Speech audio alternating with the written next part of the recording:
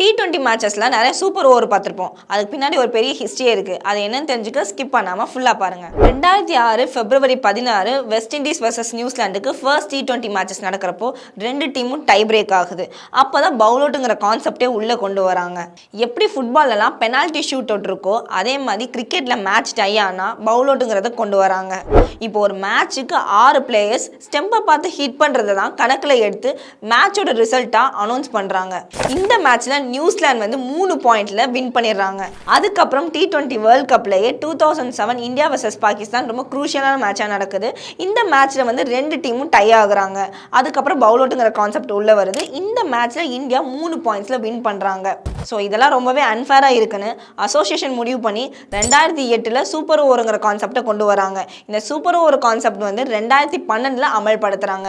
So இந்த மாதிரி இன்ட்ரெஸ்டிங்கான விஷயங்களை தெரிஞ்சுக்கிறதுக்கு i1 Sports டிவியை சப்ஸ்கிரைப் பண்ணுங்க.